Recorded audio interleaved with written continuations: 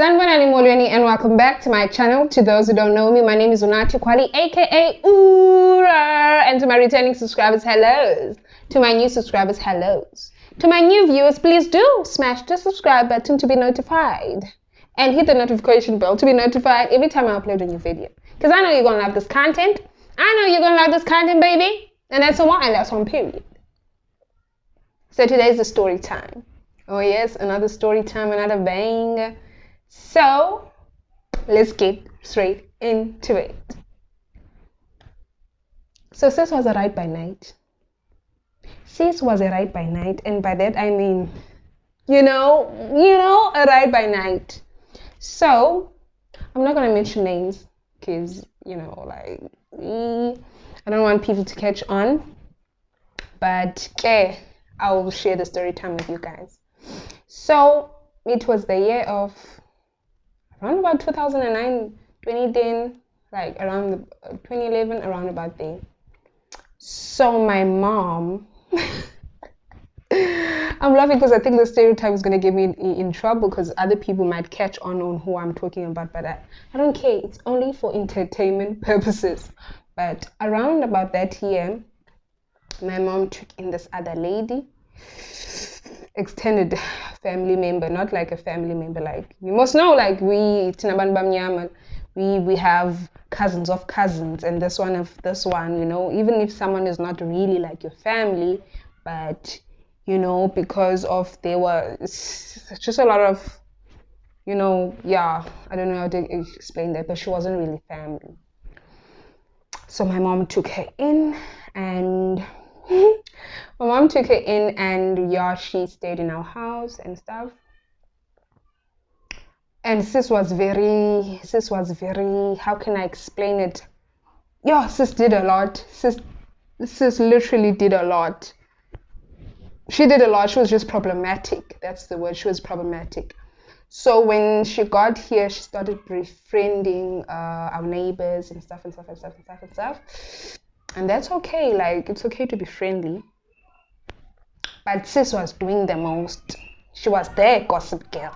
Sis was doing the most. What she did, like, she would, whatever conversations they would speak of, like my neighbors and stuff about my mom, she would tell my mom. And what my mom responding to what she's saying, she would take that and say to the neighbors. She was just like, it was just a whole thing, And like doing the most, she was very problematic. I think she loved chaos. She just installed a lot of chaos with people here, like in my area. And this one time, it was at night, and I forgot to mention, a lot of creepy things were happening in my house when she was living here. I'm one person, from a young age, I'm a night person, I'm a night owl, but I'm not a morning person. So like at night, that is when like I'm most usually awake, I don't know why. And that is where, like, as my creativity as a musician, I write my songs at night because it's more quiet. I think more clearly. I would hear like weird things, like I would hear like footsteps at night, and that has never happened while she was not living in my house. You get what I'm saying? Like that has never happened. I would hear like footsteps and that, but I would keep quiet. And sis used to talk about creepy stuff. She would talk about like seeing dead people. Like sis was on a whole weird vibe, Like this one time she went to another neighborhood not far from ours. I don't know what she went to do, but it was something important. I don't know whether it was certifying documents or what. But sis went there, and sis literally said she saw someone that died in her neighborhood. And it was a whole thing. And my mom was looking at her like, "Girl, what you talking about? And it was just weird.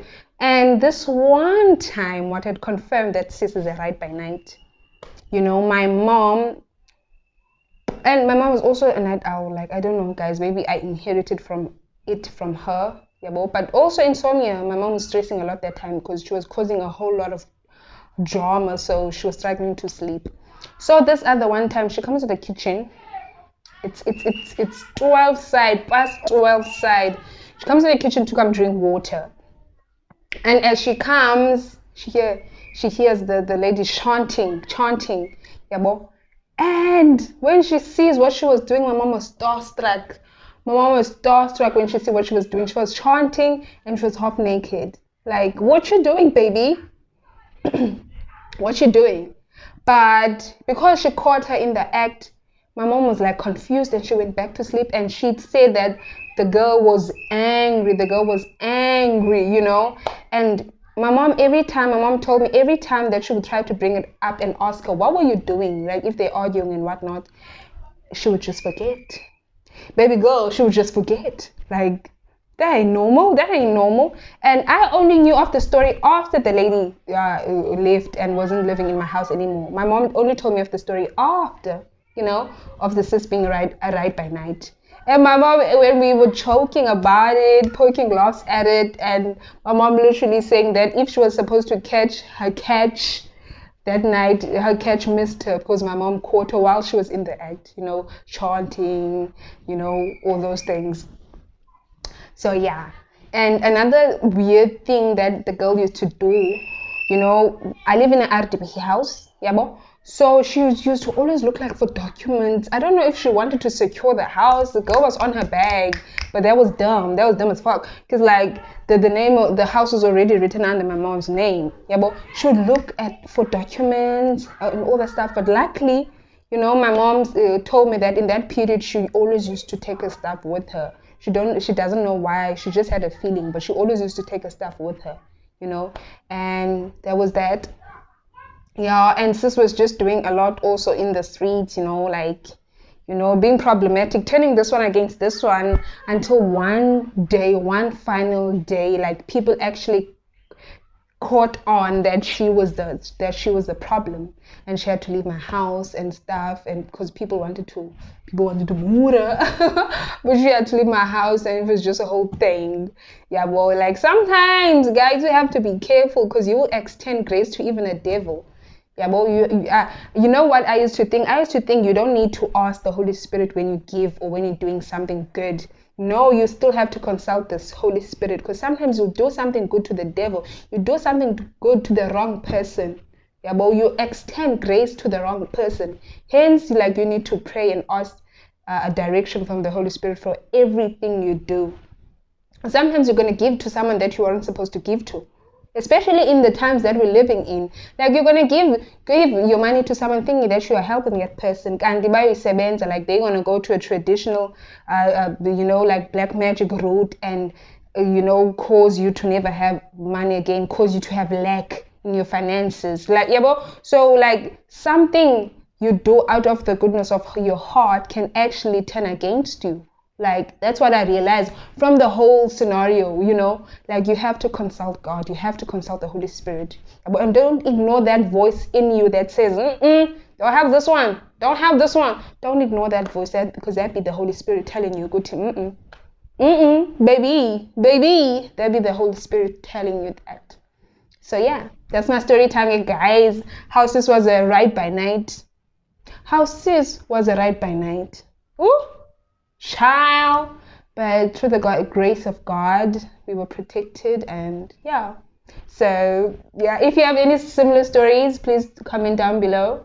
And if you enjoyed this video, please comment down below, because it helps me, it motivates me to post more content for you guys.